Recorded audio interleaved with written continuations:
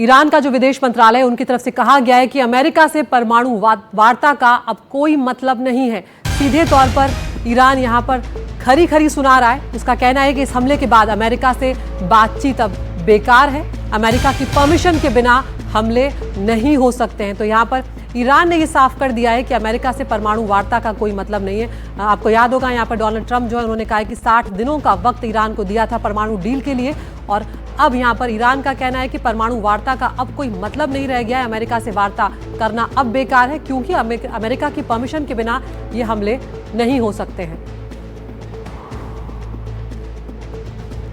तो यहाँ पर अमेरिका से अब बात नहीं करेगा ईरान, ये ईरान ने अपना रुख यहाँ पर साफ कर दिया है। तो सीधे तौर पर दोनों देश लगातार एक दूसरे पर हमले कर रहे हैं, और इस बीच में ईरान जो है वो बिल्कुल भी पीछे हटता हुआ नजर नहीं आ रहा है। और ईरान की तरफ से ये साफ कह दिया गया है कि अब जो इजराइल कर रहा है उसको आगे उसके लिए पछताना होगा। और इस तो किस तरह से इजराइल जो है लगातार ऑपरेशन अपना चला रहा है, और इजराइल ने इस ऑपरेशन को राइजिंग लायन नाम दिया है। क्या कुछ इस युद्ध के जरिए चल रहा है वो आपको यहाँ पर हम बता रहे हैं। इजराइल किस तरह से अपनी ताकत ईरान के खिलाफ झोंकता हुआ नजर आ रहा है। राइजिंग लायन इसको नाम दिया गया है। 200 लड़ाकू विमानों से ईरान पर हमला इजराइल उसने किया है। इस हमले में ड्रोन मिसाइलों का इस्तेमाल किया गया है इजराइल की तरफ से। साथ ही ईरान की जो न्यूक्लियर साइटों हैं उनको निशाना बनाया है इजराइल ने। और जो इसके अलावा जो मिसाइल उत्पादन की जो इकाइयां हैं, जो यूनिट्स हैं मिसाइल के उत्पादन की, उन यूनिट्स को भी इजराइल की तरफ से निशाना बनाया गया है। यहाँ पर ईरान की तरफ से 78 मौतों की पुष्टि कर दी गई है, 320 लोग यहाँ पर घायल हुए हैं। ये ईरान ने कहा है कि ये जो हमला किया गया है उसकी तरफ से।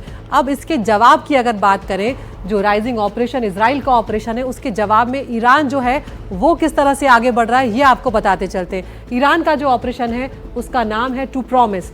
इजराइल पर 100 बैलिस्टिक मिसाइलें ईरान अब तक दाग चुका है। इतना ही नहीं, हाइपरसोनिक मिसाइल और ड्रोन का इस्तेमाल भी ईरान ने इजराइल के खिलाफ किया हुआ है। और इसके अलावा इजराइल जो है जब ईरान उस पर हमला कर रहा था एक के बाद एक, तो आयरन डोम ने बचाव किया है। कुछ जगहों पर लग रहा था कि आयरन डोम काम करता हुआ नजर नहीं आ रहा है, लेकिन ज्यादातर जगहों पर आयरन डोम है जो उसने बचाव किया है ईरानी मिसाइलों का। कुछ मिसाइल डिफेंस सिस्टम भेदने में ईरान कामयाब भी रहा है। इस तरह से ईरान भी कुछ कदम आगे बढ़ा है। इजराइल में कई इमारतों को ईरान की मिसाइलों ने निशाना बनाया है, उन्हें नुकसान पहुंचाया है। और इजराइल में जो नुकसान हुआ है, फिलहाल 2 लोगों की मौत की जानकारी सामने आई है, 34 लोगों के घायल होने की यहाँ पर खबर है। मेहमान हमारे साथ यहाँ पर बने हुए हैं। डॉक्टर अब्बाद, ये जो अब ताकत का प्रदर्शन यहाँ पर चल रहा है, आप किस तरफ इसे बढ़ते हुए देखते हैं? क्योंकि कोई भी अंतर्राष्ट्रीय स्तर पर इसे रोकता हुआ फिलहाल नजर नहीं आ रहा है। भले ही बातें जरूर रखी जा रही हैं, लेकिन क्या कोई ठोस कदम आपको दिखता है?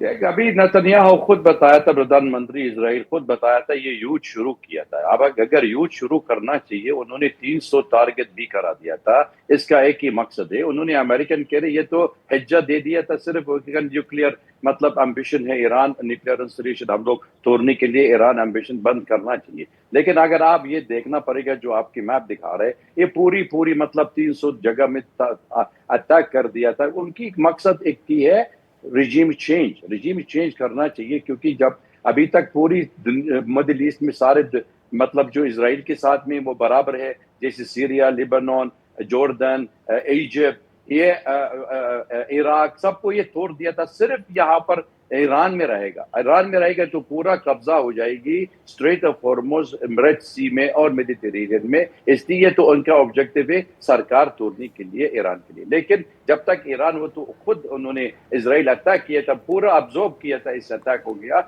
अभी इंतकाम शुरू हो गया था। अभी तक आप ये समझ लो रुकने किसी का तरीका भी नहीं है। क्योंकि इजराइली आज पर इजराइल इंफॉर्मेशन है तो 8 महीने से पहले उन्होंने नेतन्याहू प्लान किया था इस अटैक में, और उन्होंने सरप्राइज अटैक भी किया था 2 दिन वो बातचीत करने के लिए मस्कत के अंदर। इसका मकसद ये है, उनकी सोच रहा था ये जब तक हमको सीरिया तोड़ दिया था, लेबनान तोड़ दिया था और ये इराक भी तोड़ दिया था, ये ईरान भी तोड़ सकते। लेकिन उनकी मालूम भी नहीं है ईरान का ताकत शक्ति देश में इससे छोटा मामला नहीं है। इसलिए ईरान में रुकेगा जब तक डेटरेंस शुरू करना चाहिए। मतलब ये इजराइल दोबारा अटैक नहीं होना चाहिए ईरान के ऊपर, ना तो I think Israel will go for a new tactical nuclear attack against Iran.